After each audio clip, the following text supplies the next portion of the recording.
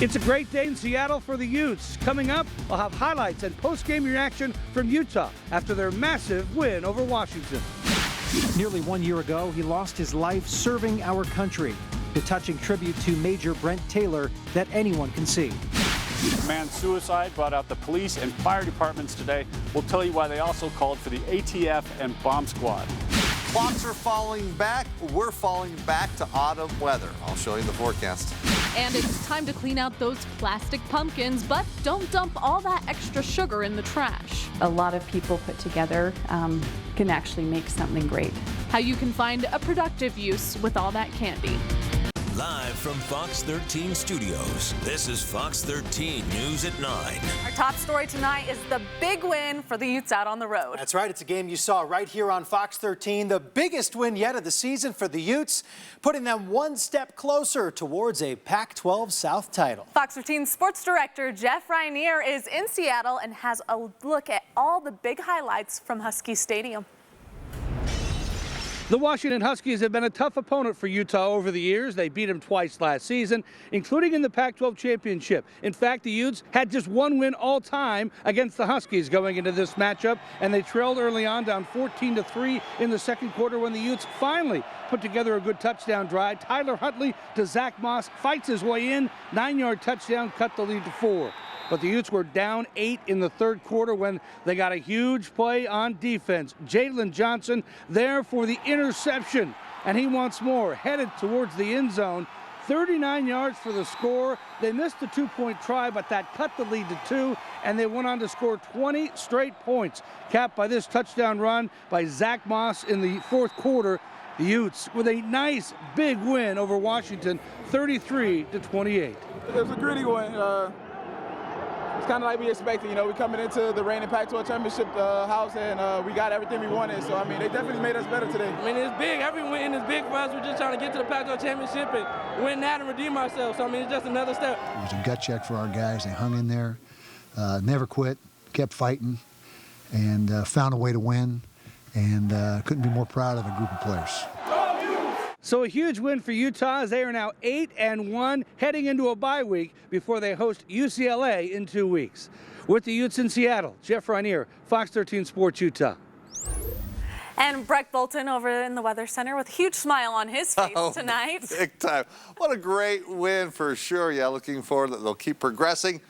Maybe getting into that Pac-12 championship game. Hey, we're winning forecast-wise, weather-wise across the state, at least today as we found temperatures with a slow warm-up, warmer than yesterday, and we're liking the trend.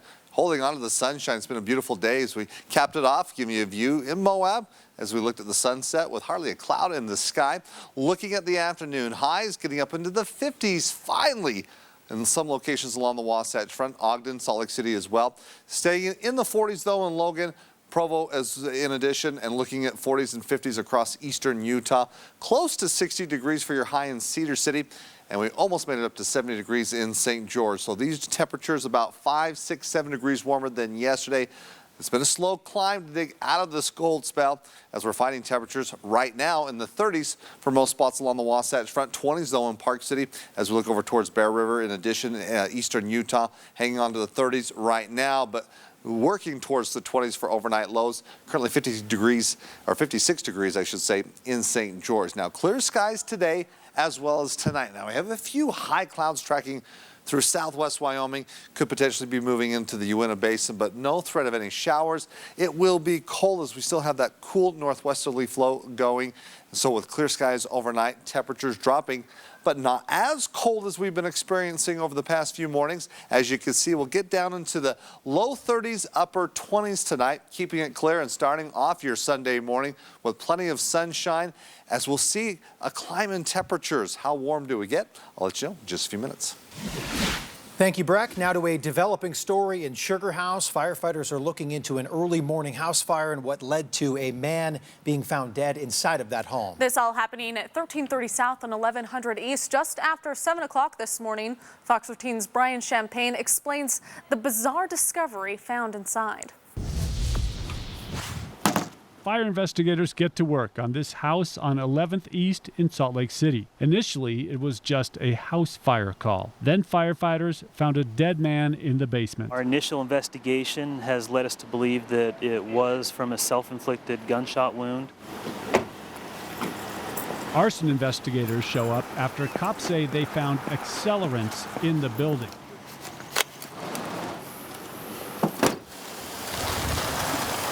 Then the bomb squad and ATF came out to remove a grenade. The owner of the building says he was closing down his accounting and tax services business anyway.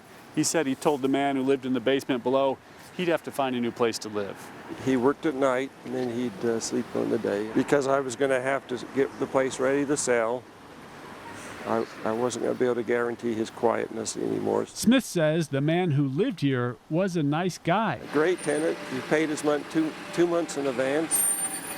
He's the kind of guy you'd want to rent to. That was before this morning. A lot of people are coming together to try to figure out and piece together what happened here today. Brian Champagne, Fox 13 News, Utah. If you or someone you know is struggling with thoughts of depression or suicide, contact the National Suicide Prevention Lifeline. That's at 1-800-273-TALK. You can also call the University of Utah Crisis Line. That's at 801-587-3000. That's 801-587-3000. Both of those numbers are available at any time. A traffic alert for drivers tonight. The I-15 southbound off-ramp at 5600 South in Roy is closed between 1900 West and the Hill Air Force Base fence until 8 o'clock tomorrow morning. It's all because of a hazmat spill caused by a semi-crash earlier today. UHP says no one was hurt in this crash, but avoid the area if possible. And 2 people were sent to the hospital after a crash involving 3 cars in West Jordan. This happened at 9000 South and the Mountain View corridor this afternoon. West Jordan police say a young female driver ran a red light and hit 2 cars in the intersection. The girl who ran the red light was flown to a nearby hospital and is in critical condition. One person in one of the other vehicles was taken to another hospital but is expected to recover. Police say there were no signs of impairment in this crash. A man is dead after a crime spree in Ogden overnight. Police say a man in his 30s stole a woman's car at the Newgate Mall. Then just minutes later, police say the suspect stole a pack of cigarettes at the Maverick on Wall Avenue and 12th Street. Well, shortly after that, the suspect crashed into a westbound van head-on in the 900 block of 12th Street. The suspect was pronounced dead at the scene. We're not identifying him at this time. We do know, based on the available evidence that we have, that he was acting alone, and we have no reason to believe that there was anybody else involved. Now, the suspect did crash into that van, and the driver of that car was taken to the hospital. Salt Lake City police are asking for your help to identify 2 men involved in a jewelry store robbery. Take a look at this. This happened on the afternoon of Halloween at 905 East, 2100 South at a store just outside of the Walgreens in that area. The suspects drove away in a 2015 to 2019 black Dodge Charger with no license plates. Please contact Salt Lake City Police if you have any information. We're just a few days out from Election Day for Salt Lake City Mayor, and today the candidates hit the streets reminding the community to get involved. Luz Escamilla and Aaron Mendenhall went door to door, meeting with people individually, listening to their concerns. But with time running out in their campaigns, both candidates discussed how important your participation is for Salt Lake City. And we want to see more than 50% of registered voters participating. We want more people making decisions for the rest of Salt Lake City and the future of Salt Lake City. You know, fewer than half of the people who received a ballot in the primary ended up using it and voting. We really encourage people. It's all you have to do is put your name on it, fill in a bubble, stick it in the mailbox by Monday. And if you're going out to the polls, those will close Tuesday at 8 o'clock. Tomorrow will be the 1-year anniversary since the death of North Ogden Mayor Major Brent Taylor. He was killed in action during a tour overseas in Afghanistan. Today, one of Major Taylor's fellow soldiers wounded from that attack teamed up with people in North Ogden to unveil a special tribute to their fallen brother. This flag, the size of a quarter acre, called the Major, is now flying above Coldwater Canyon in Major Taylor's honor. In fact, it's the world's largest free-flying American flag.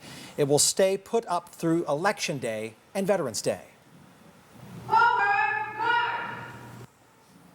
Tonight, Major Taylor's wife, Jenny, was one of several keynote speakers at the Honor 365 10-4 Responding Gala at the Grand America Hotel. It's a fundraising event to support veterans, first responders, and their families for mental wellness and resiliency programs in our state. We're honoring our veterans and first responders. We're recognizing their service and sacrifice to our country and what they've done, and also recognizing that sometimes there's issues or things that come along as a result of the line of work that they do 24/7, and we want to honor and just let them know how much we care about what they do. Residents of North Ogden will also hold a Veterans Day community program tomorrow night in Major Taylor's honor. That's from 5 to 6 p.m. at the Barker Park Amphitheater. Still to come, you can score some big savings on eBay the next couple of weeks. We'll tell you how you can cash in. And we'll tell you how there's a local connection to something in outer space right now. Live from Fox 13 Studios, this is Fox 13 News at 9. The costumes are put away and the Halloween decorations are probably stored back in the closet, but we probably all have that one piece of sweet holiday still lingering in our homes, Halloween candy. Fox 13's Sydney Glenn shows us how you can ditch the sugar and do something good at the same time. I have this nickname, which it's embarrassing, but people call me Little Miss Do-Gooder. With a nickname like that, you'd think Tamara Pocock would be proud. At first, I was kind of offended by it. I'm like, why are you calling me that? You know, it's kind of embarrassing. Then she realized it's kind of like that old saying, if the shoe fits. The last 20 years of my life, I feel like I've always been taking care of people. And 2 decades later, nothing's changed. And now she's spreading her do-gooderness on Facebook. I've had a few responses. She posted this, asking people to bring that candy the kids got from going door to door saying, to her door. And I thought it'd be fun to put together some care packages for the U.S. troops, even our local law enforcement and fire department. But it doesn't end there. She wants to extend this sugar rush to some places close to her heart. My daughter actually went through some medical issues where she had scoliosis, and we went through about a 6 to 7 year challenge.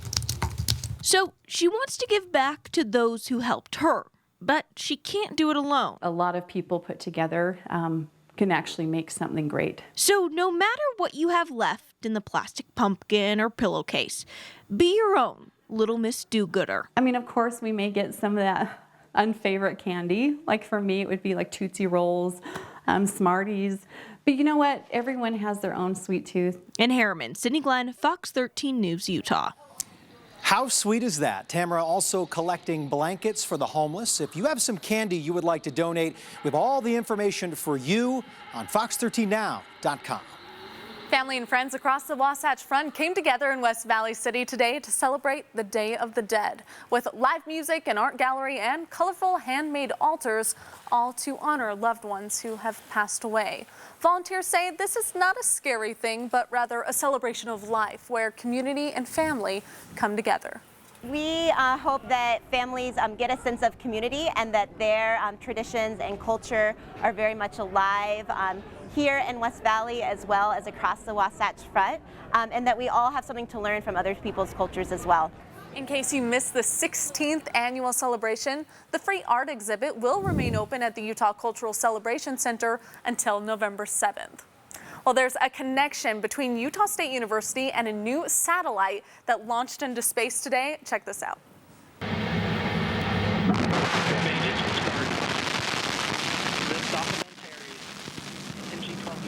This is called the HARP. Scientists from the Space Dynamics Laboratory in Logan developed the body of the satellite, and their families watched the launch this morning back here at home. Incredible video there. The HARP is about the size of a loaf of bread, and it's designed to collect information about our atmosphere and how aerosol particles affect our climate. We have a lot of those little aerosol particles up in the atmosphere, and they interact with the clouds, how clouds are formed, how ice is formed, and understanding that better is important for us to understand how the climate works. Soon, the HARP will reach the International Space Station before being kicked out and put to use. Scientists behind the HARP say it's a precursor for a new generation of imaging satellites. That stuff is incredible to watch. It is. Do you have that in the Weather Center? We don't have that yet. But we have something better. We have Breck. You have me, and I do have some computers, and I've got some technology, and I can talk about the weather. So let's do that. Let's do that right now. Now, maybe that will help us down the road and maybe giving us a better opportunity to forecast, especially looking long range. But let's focus in for the rest of the weekend for you as we started off the weekend, definitely on a high note. Today's high, 51 degrees. Now, yes, it's below normal, but where we've been, this is definitely some improvement there. If you recall, middle of the week, we were in the 30s, the last couple of days in the 40s, finally making it up into the 50s. But again, on average, we should be in the upper 50s. This is where we're heading, and it begins tomorrow. Let's take a look, though, right now, as we do have clear skies. Temperatures already down into the low 30s in Ogden, 20s in Provo, currently 37 degrees in Salt Lake City. We give you your headlines, what we expect to see over the next several days. Yes, a nice warm-up as we're beginning to see that trend here today, as it will continue throughout the weekend as high pressure working its way across the state. And that'll keep the storms away. So dry weather expected, which means as we give you your wash your car forecast for tomorrow and really for the next several days. If you do wash it tomorrow or the beginning of the week, it should stay dry and clean here for the next about 5, maybe potentially 6 days as we look across the state. Hardly a cloud in the sky. We're still under this cool northerly flow, and under that flow, tapping into a little bit of upper level moisture, but it's tracking through portions of Wyoming, clipping extreme northeastern Utah, posing no threat of any showers. But again, it's allowing for temperatures to remain slightly below normal, but things begin to change. Now, this high pressure that has been in place with low pressure swinging to the east of us, that's kept that cold northerly flow going. But also with this high pressure, that rotation clockwise, it's been kicking up those winds. Of course, Southern California, we've been keeping our eye on the wildfires. We really need that high pressure to move a little bit further eastward. That would definitely give us some drier air, sunny skies, and warmer temperatures, but also turn off the winds as we are looking tomorrow to find those winds still coming downslope through those canyon areas and hitting Southern California. But let's take a look long range, what we're expecting to see here over the next several days, really, as we do have that cool northerly flow, but it begins to change a little bit tomorrow, swinging the moisture east of the state, so we have no concerns for any storms. And as we transition from Monday to Tuesday, we start seeing more of a westerly flow. And that brings, again, some warmer air. So we're going to get back up into the upper 50s. Moisture to the south avoids the state as well. As I said, you're not seeing any greens or blues tracking through the Beehive State. It's either staying to the north, to the south, and keeping it nice. But high pressure does build in. That will help the wind situation towards Southern California, but also help us stay dry, stay warm until next week, Saturday.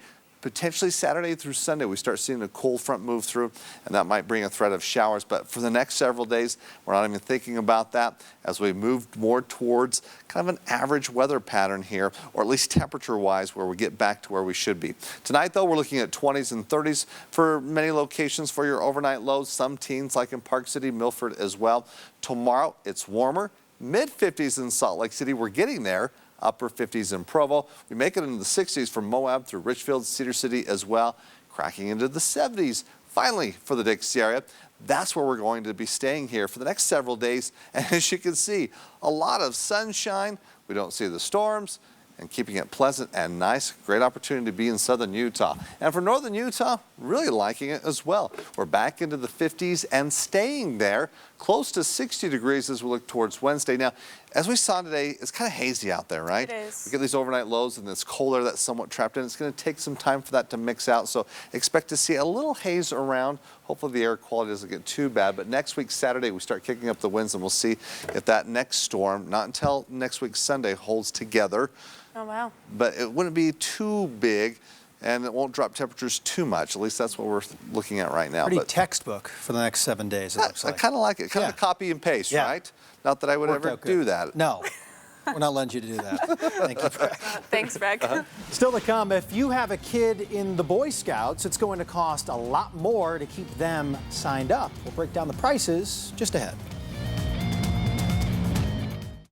This is Fox 13 News. Welcome back. A message for those using medications to treat acid reflux. The U.S. Food and Drug Administration says those do not cause stomach impurities. Zantac and similar medications were pulled from shelves in September after the FDA released a statement saying the drug contained low levels of NDMA, a substance classified as a probable human carcinogen. Now the FDA says its testing revealed the medicine did not have that substance. Testing showed much lower levels than some scientists first claimed. The price for being a member of the Boy Scouts of America is about to go up. BSA has announced that membership fees will increase by more than 80% across the board. Effective January 1st of 2020, it will cost $60 a year for members in Cub Scouts, Scouts BSA, Venturing, and Sea Scouts. It will cost $36 a year for adult members and youth members in Exploring. Boy Scouts of America leaders say this price hike is to make sure to cover the rising cost of liability insurance for all its members during scouting activities. Okay, eBay shoppers, listen up. There are some big savings right on the horizon. eBay announced every Friday will be Black Friday through December 13th. It said each Friday, shoppers will find Black Friday worthy prices on popular holiday gifts with free shipping too. So the series of Friday drops started yesterday with the deal on an Apple Watch Series 5. Shoppers can check eBay every Friday at noon Eastern to get the deal of the day, available as supplies last. eBay has already announced some of the items it will sell on future Black Fridays, such as a Nintendo Switch Lite, but the prices are unveiled on the day of each deal. Still to come, how much money would it take for you to be infected with a life-threatening illness? We'll tell you what some researchers are asking people to do coming up. Firefighters battling the Maria fire in Southern California. I'm Christina Coleman with more on what this means for thousands who have been evacuated. In national news, hundreds of firefighters still battling the more than a dozen fires across California. They're facing a familiar threat this weekend. A red flag warning is in effect for some parts of Southern California, and that mix of strong winds, low humidity, and dry vegetation is what's raising new fire concerns. Fox's Christina Coleman has the story.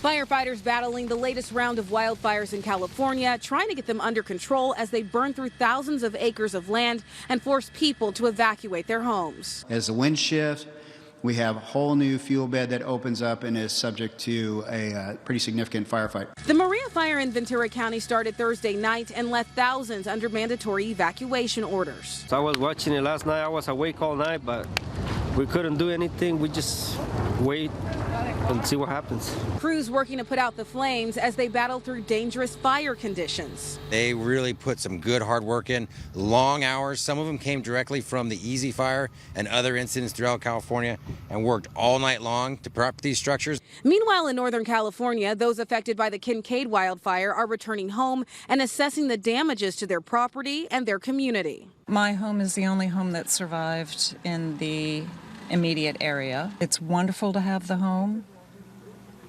It's devastating to have lost our neighbors, and we're remote, and we were a community. Homes have been destroyed as a result of the Maria fire, and fire crews are working around the clock to contain this blaze. Reporting in Santa Paula, Christina Coleman, Fox News. A portion of the Keystone Pipeline is still shut down in North Dakota after 380,000 gallons of oil leaked out this week. The spill affected about 22,000 square feet of wetlands just south of the Canadian border.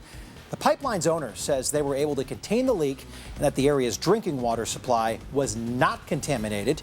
Environmental groups say this is more evidence as to why a larger pipeline shouldn't be built.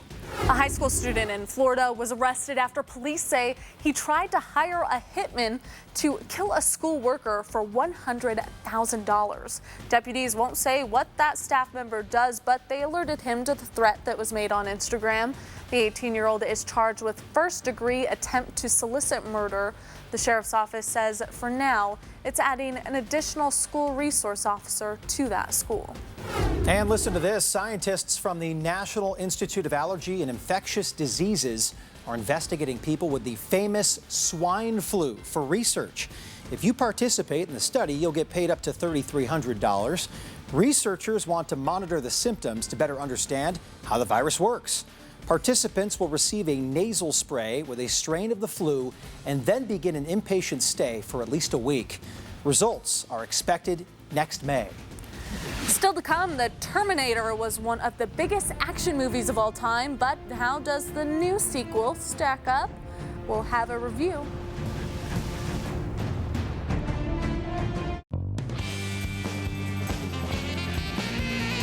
"35 years after the first Terminator movie, Arnold Schwarzenegger and the gang are back in the box office for a new installment. Steve Oldfield says the latest incarnation is one of the best of the franchise. That is not your father. Come with me, or you're dead in the next 30 seconds.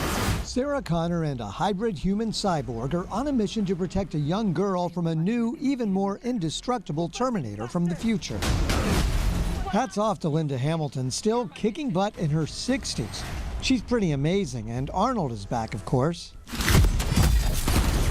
We go further with the T-800 adapting human behavior. My past has caught up with me. He overcame his programming to take matters into his own hands. In this movie, I'm confronting things that are more powerful and dangerous. This movie continues the story of Sarah Connor that was started years ago. Knowing the certainty of the future to come, this character is a warrior for humanity against machines. I'll be back. Action, action, action! Terminator Dark Fate is the direct sequel to Terminator 2. We pick up the characters that we knew from Terminator 2 and we carry them forward. My big complaint, I wanted more of this dynamic duo that have been wowing us for decades. And it's just a white-knuckle ride. And less of the crazy, far-fetched action. If you're a fan of the series, you'll think this is one of the better movies. And you have to see it on the biggest screen you can find. Steve Oldfield, Fox 13 News, Utah. Time for this week's Car Critic. If you like small European cars, you might be in the minority. Yeah, mini sales are down. The VW Beetle is dead, and the Fiat 500 is next. Fox 13 Car Critic Brian Champagne sees if being slightly bigger can help another Fiat survive. Need a bigger garage? Downsize to a 500X like the one Fiat loaned us, and you'll get more space. It's like a bigger regular 500, but it has all-wheel drive. Getting a little philosophical here. We tried to find out what the 500X is by finding out what it's not. It accelerates okay, but is not fast. It turns well, but is not a road hugger. Cargo space is okay, but it's not big. It has dual AC and a driver's power seat, but is not loaded. It has radar cruise control that will not bring it to a full stop. So what's left? This is a trip down memory lane for a guy like me. Ralph Whitesides lived in Italy from 1969 to 70. La Cinquecento e la macchina della futura. He remembers the original 500. They were everywhere and used in every city. Great for driving around the city. No one ever saw a Cinquecento out on the autostrada. They were way too slow. So maybe it's not that slow. Like the original, it is easy to get around in and easy to park. And even though Fiat stopped selling its little brother here, I think it'll just be an iconic collector's item then.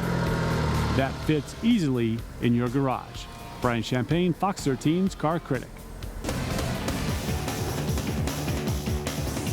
There was much to be learned about Pac-12 supremacy tonight with a couple of games seen back-to-back here on Fox 13. The Utes needing to, one, take care of business up in Seattle, while also hoping for a little help to regain that top spot in the South Division. First things first, though, beat Washington, a program that has essentially owned Utah, taking 12 of the 13 meetings all time. Purple in control early. Jacob Eason strikes. Jordan Chin back of the end zone. Then in the second, Eason fires again, has Hunter Bryant downfield, 34 yards. to lift the Huskies up 14-3. Were the Utes nervous? Not really. Tyler Huntley on the screen. Zach Moss doing the rest. Red trailing by a point, 14-13 at the intermission. But Washington starts the third on a high note. Bryant on the receiving end again, this time for a 40-yard touchdown. But Eason also threw a couple of INTs, and perhaps that pick turned the tables. He's preseason All-American for a reason. Jalen Johnson steps in front, pushes his blocker, Julian Blackman, over to score. Blackman also had an interception today. Utah scoring twice in the fourth. Moss again as they prevail 33-28. Unlike their previous four, this one did not come easy, but they could not be happier to get that fifth win. Fifth straight, that is. Because of the SC loss in September, Utah relying on Oregon to help them out in the nightcap. Keaton Slovis on the move to connect with Drake Landon. 10-0 Trojans after one, only to watch the Ducks cross the pylon 4 times in the second. Jalen Red wiggles free for the Oregon lead. Then with 20 ticks left, ending the first half in quack-em-up style. Mikhail Wright on the kick return, and he's gone. The green and gold roll 56-24 to put the Utes back in the driver's seat. The old wagon wheel back on the line tonight up in Logan, despite leading the Cougars to an upset over Boise State a couple weeks back. Baylor Romney gave way to Jaron Hall at quarterback, at least to start, while on the home side, Aggie fans wondered which Jordan Love would show up. Utah State riding 2 in a row over BYU. The Cougs making nice work of their opening drive, though. Aleva Hifo turns up to lift the Roadies on top. But after a red zone turnover, Love makes the Y pay with this. COC Mariners in a backpedal, 26-yard connection at Maverick Stadium. But Hall was flying all over the place in the first half, shaking an Aggie out of his shoes, and dives like Greg Louganis for the lead. Love already with 1 pick in this game, make that 2. Peyton Wilgar, the freshman from St. George, his 3rd takeaway of the season, which set up more Hall, give him a Hall pass. Another great run. Romney has since come in to throw a couple touchdown balls in the 3rd as well. BYU up 35-14 in the second half. Kalani Sitake and Gary Anderson weren't the only former Kyle Whittingham assistants going at it tonight. In the Big Sky, Jay Hill and Troy Taylor did likewise as part of a top 6 battle in the FCS. National title implications definitely on the line, with 3rd-ranked Weber State on the road at Sacramento State, up 7-3. Here comes the pressure, the Manti product. Jared Scheisse gets to Kevin Thompson. Sac State recovers the fumble, but it's ruled a safety. Then Jake Constantine feeling frisky. Going to challenge that Hornets secondary. Ty McPherson ahead of the game, a 59-yarder. Chris Jackson adding a couple of short TD skips as the Cats record the handsome 36-17 win. Dixie State with their 4th home game in 5 weeks. The Trailblazers trailed Colorado Mesa 21-7 before things changed in the second half. Former Big signal caller Keaton Mott over the middle to Jalen Powell. 30 yards to the house. Then in the 4th, new quarterback, the Woods Cross product this time. Tanner Hammond has Chase Hess to put it away. 42-32, Dixie State. Out of football. A lot of football right here on Fox 13. That was a big win. Oh, Utes rolling, and BYU looks like they will too. About that one. Very happy. Breck was happy, and I'm happy about the warmer temperatures. Can we take one more look at that 7-day? Quick look at your 7-day forecast. We've got temperatures in the 50s for the next several days. We don't have any storms. Got a lot of sunshine. Maybe next Sunday things change up a little bit, but enjoy it while it lasts. Copy and paste, right? Copy and paste. Maybe a little haze. Okay, thanks for watching Fox 13 News at 9. Modern Family starts right now. We'll see you tomorrow night at 5 and 9, right back here on Fox 13. Take care.